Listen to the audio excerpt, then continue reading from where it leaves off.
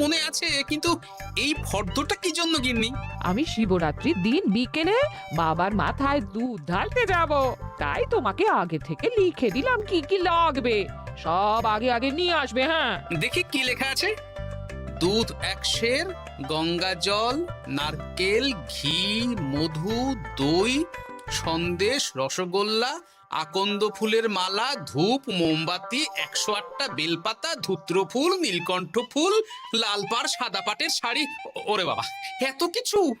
হুম, এখন ওরে বাবারে মারে কিছু চলবে না, চলবে না। আর আগে থেকে লিখে দিয়েছি, আমি কোনো বায়না শুনবো না। হ্যাঁ, যদি না নিয়ে আসো তাহলে কিন্তু চলে যাব। হ্যাঁ, বলি, শিবরাত্রির দিন তো মেয়েরা বাবার মাথায় দুধ জল ঢালে বাবার মতন স্বামীর কামনায়। তা আমি তোমার স্বামী তো উপস্থিত, তাই এত কিছু।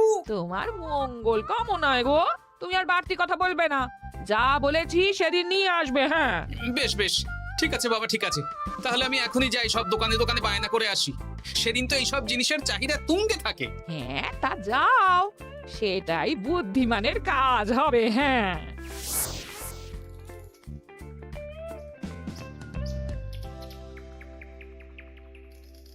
আরে এই তো পুটির বাবা, সকালে রাজসভায় গিয়েছিলে কিন্তু তেমন কোনো কথা হলো না। হ্যাঁ গোপাল দাদা, এখন কি যে করি।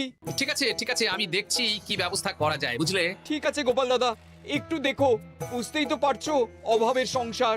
হ্যাঁ হ্যাঁ, কোনো চিন্তা করো না।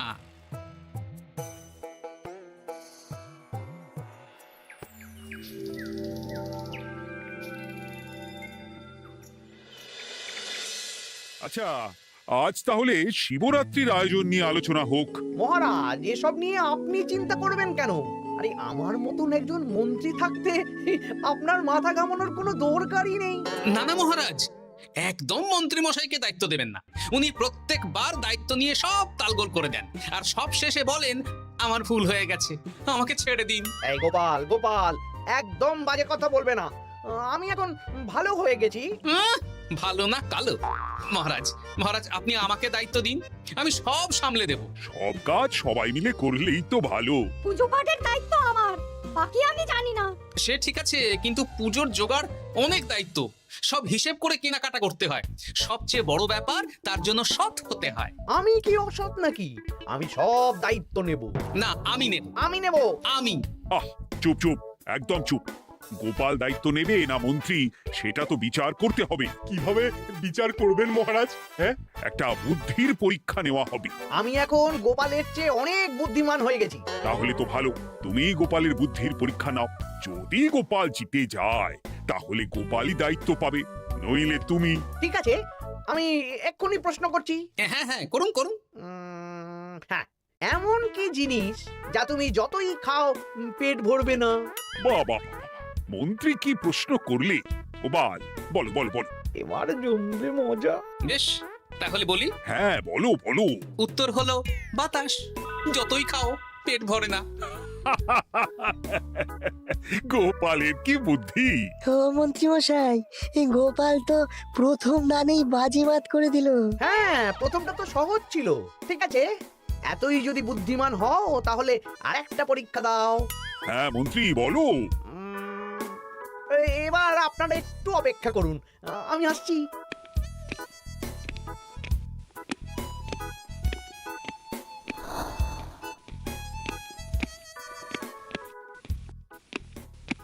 এই তো মন্ত্রী এসে গেছে, আবার হাতে একটা খাঁচা।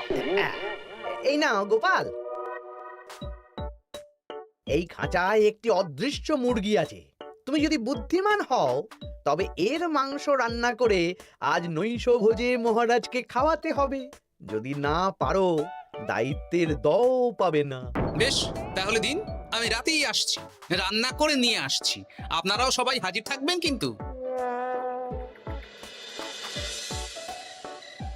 এই সেরেছে, গোপাল যে এখনো এলো না। গোপাল নির্ঘাত ফেসেছে। এই তো চলে এসেছি। এ কি গোপাল, তুমি তো খালি হাতে। মাংসের ঝোল রেঁধেও এনেছি। ওই গোপাল, অদৃশ্য মুরগির ঝোল কোথায়? হ্যাঁ, কোথায় গোপাল? আহা, মহারাজ, অমন সুস্বাদু মুরগি আমি আগে কখনো খাইনি। আমি সেটা রান্না করে রাজপ্রাসাদের প্রধান ফটকের বাইরে রেখে এসেছি। মস্করা হচ্ছে?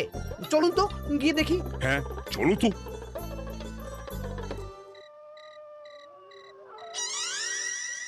কি এখানে তো কিছুই নেই, আমি তো দেখতে পাচ্ছি না। আমরা তো কেউ কিছু দেখতেই পাচ্ছি না।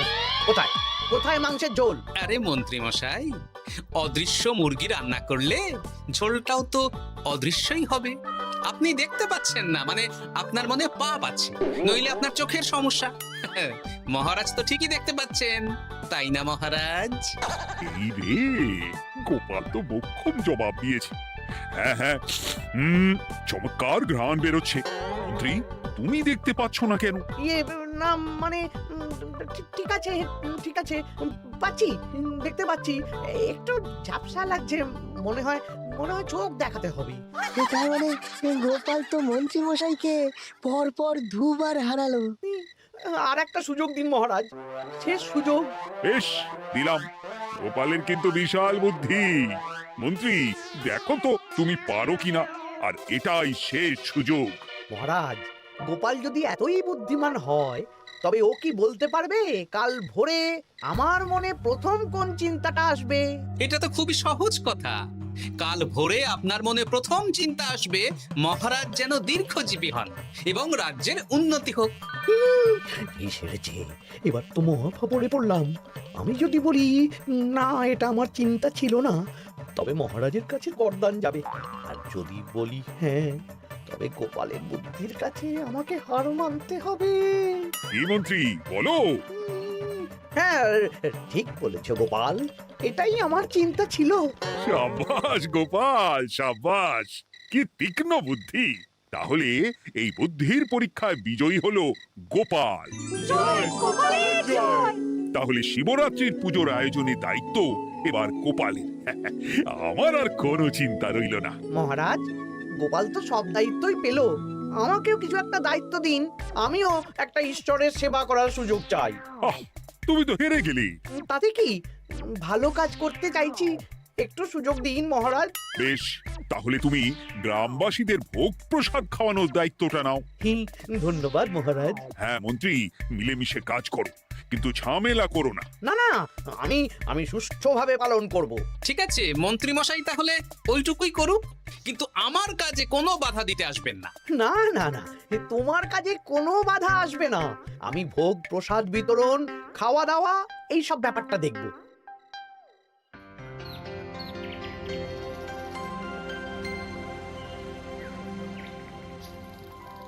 বলুন মন্ত্রীমশাই, সকাল সকাল ডেকে পাঠালেন।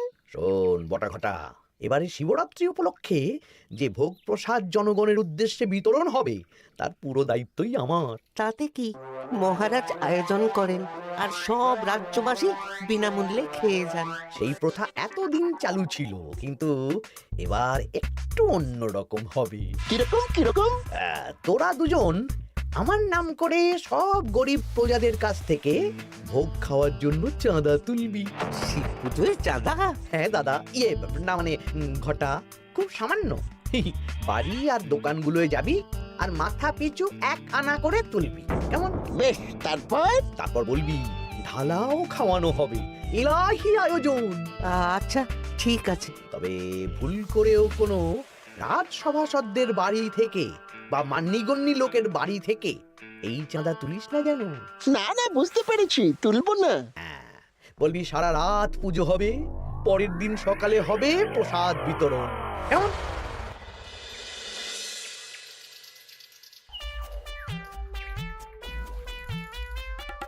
বলা, এবারে শিবরাত্রি উপলক্ষে যে পূজা হবে তার ভোগ প্রসাদ খাবে তো? নিশ্চয়ই নিশ্চয়ই। এবারে সব দায়িত্ব মন্ত্রী মশাইয়ের, ইলাহি আয়োজন। তা তোমাদের বাড়িতে কতজন সদস্য? আমি আর আমার গিন্নি দুজন। তাহলে 2 আনা দাও, 1 আনা করে 2 জন। আবার অর্থ দিতে হচ্ছে? হ্যাঁ, ইলাহি আয়োজন, তাই এই সামান্য অনুদান। আচ্ছা বেশ, এই নাও 2 আনা। চিন্তা করো না ভোলা, এমন খাওয়ানো হবে না। রাতের বেলা শিব পুজো আর পরের দিন সকালে জীব পুজো।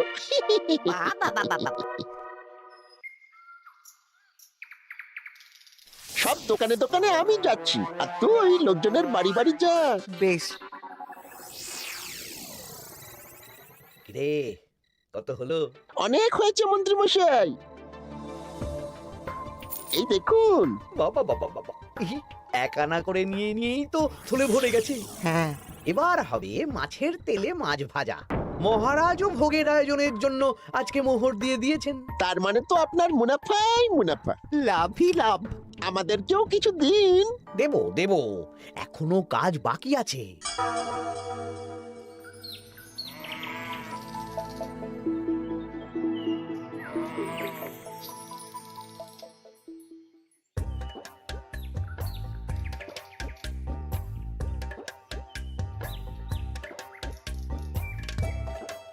আরে আরে গোপাল দাদা যে এত কিছু কি নিয়ে যাচ্ছ? এই তো শিবরাত্রির পুজো উপলক্ষে দশকর্মার বাজার রাজবাড়ি নিয়ে যাচ্ছি। এবারে তো এলাহি ভোগের আয়োজন, হ্যাঁ? রাতের বেলা শিব পুজো আর পরের দিন সকালে নাকি জীব পুজো। মন্ত্রী মশাই দায়িত্ব নিয়ে খাওয়াচ্ছেন। না না, খাওয়ার আয়োজন তো এমন কিছু নয়। আমি যতদূর জানি ওই খিচুড়ি, আলুর দম, ছেঁচড়া, পায়েস, চাটনি আর একটা করে মিষ্টি। আর যতদূর জানি এই ভোগ খাবার জন্য সব গ্রামবাসী থেকে মাথা পিছু 1 আনা করে নিয়েছেন। হ্যাঁ, ভোগের প্রসাদ তো বিনামূল্যে। মন্ত্রীমশাই 1 আনা করে মাথা পিছু নিয়েছেন? হ্যাঁ গো, এরকম তো কথা ছিল না। আচ্ছা আচ্ছা, আমি দেখছি কি করা যায়। দেখছি আমি দেখছি।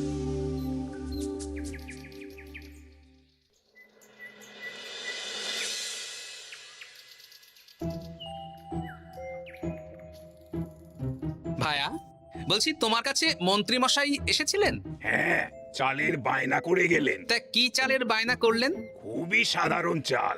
আমার দোকানে সবচেয়ে কম দামি চাল বলতে পারো। সে চাল তো আমি পুজোর দিন পাঠিয়ে দেব বলেছি। আচ্ছা, কেনাকাটার রসিদপত্র? না না, সেসব হয়নি, শেষে দেব। শোনো, মহারাজের আদেশ, মন্ত্রীমশাই যে চাল বলেছেন তার থেকে 5 গুণ উৎকৃষ্ট মানের চাল দেওয়া চাই। যে চাল রাজা বাদশারাও খুব কম খান, সবচেয়ে দামি চাল। আচ্ছা, আর ডাল? ওটাও 1 নম্বর মানের সোনামুখ দেবে। বেশ। মন্ত্রীমশাই যা যা বায়না দিয়েছেন পরিমাণ এক থাকবে, শুধু জিনিসপত্রের মান বাড়বে। ঠিক আছে? আচ্ছা ঠিক আছে। আর একথা মন্ত্রীমশাইকে জানানোর দরকার নেই। শুধু মোহরটা ওনার কাছ থেকে আদায় করে নিন। যেদিন খাওয়ানো হবে সেদিন বিকেলে যাবে, মানে শিবরাত্রির পরের দিন বিকেল। বেশ।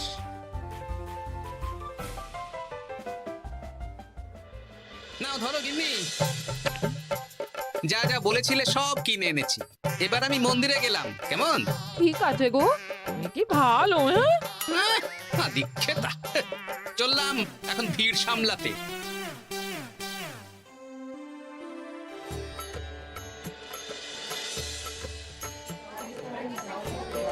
একটু সারিবদ্ধভাবে দাঁড়ান, আপনারও সুযোগ আসবে। বাবা কাউকে ফিরিয়ে দেবে না। দেখো মন্ত্রী, দেখো গোপাল কি সুন্দর ভিড় সামলাচ্ছে।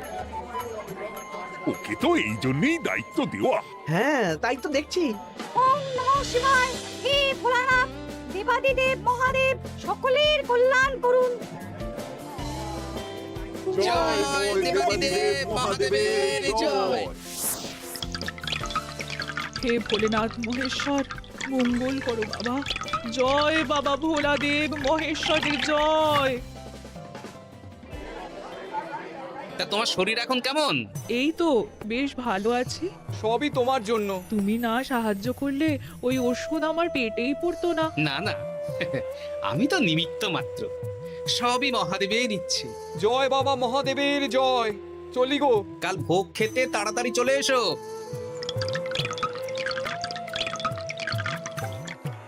জয় দেবাদিদেব মহাদেবের জয়।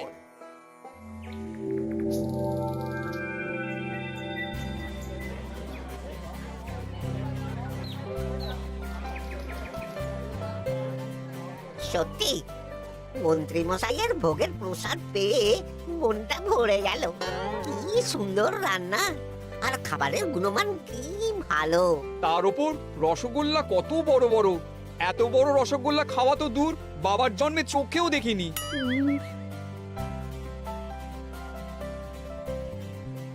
সেরেছে।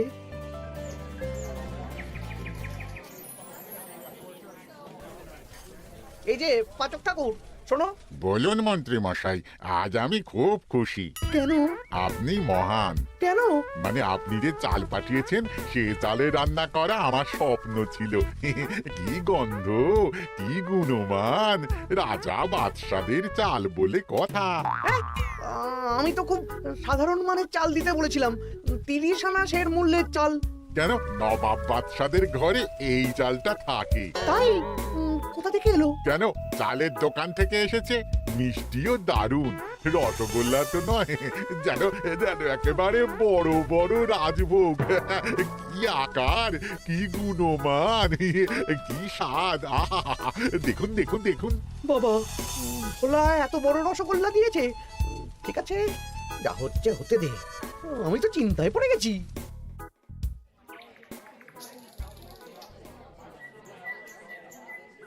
মন্ত্রী, তুমি কি করেছো? তোমার নামে তো সবাই সুখ্যাতি করছে। না না, এই আর কি। আমি যা অর্থ দিয়েছি এই আয়োজনের জন্য তো তার চেয়ে 5 গুণ বেশি মোহর লাগবে, কিন্তু তুমি কি করে করলে? মন্ত্রীমশাই সত্যিই ভালো হয়ে গেছেন। দেখো গোপাল, দেখো মন্ত্রী সত্যিই বদলে গেছেন। সবই তো জনগণের সেবার জন্য। কে জানে বাবা, কি গড়বড় হয়ে গেল।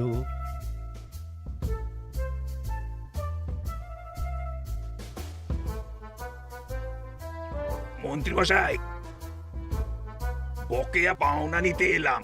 আপনার মোট হয়েছে চালের 350 মোহর, মুগ ডালের 250 মোহর, আর মশলাপাতি 100 মোহর। হ্যাঁ, বলো কি?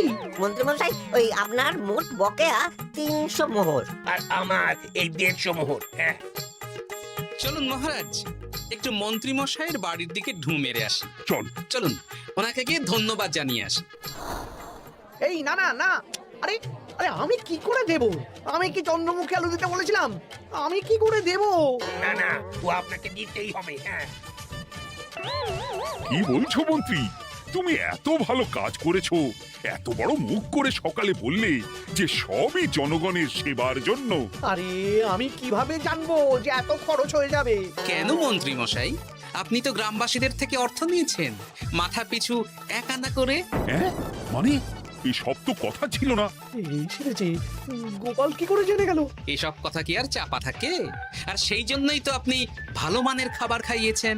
সত্যি তো, যে মানের খাবার খাওয়ানো হয়েছে তা কৃষ্ণনগর কেন, আশেপাশের কয়েকটা নগরের লোকও এই জিনিস চোখে দেখেনি, আর তাই তুমি অর্থ আদায় করেছো। না মানে, আমি বুঝতে পারছি না, আমার অনুমতি ছাড়া এগুলো হলো কি করে? মন্ত্রী মশাই, বকেয়া পাওনা দিন, নইলে খারাপ হয়ে যাবে বলে দিচ্ছি। হয়ে গেল, আমি ভিখারি হয়ে গেলাম। অগিন্নি, মোহরের থলেগুলো নিয়ে এসো, গয়নাগাটি নিয়ে এসো। আমাকে পথে বসিয়ে দিল। কে কে আমার এত বড় সর্বনাশ করলো? আমি মন্ত্রীমশাই, আমি। আপনি যখন চাঁদা তুলে ভালো খাওয়াতে চাইছেন, তাই সবচেয়ে ভালো খাওয়ানোর ব্যবস্থা করে দিলাম, তাও আবার আপনার ঘাড় ভেঙে। আমার সর্বনাশ হয়ে গেল। যা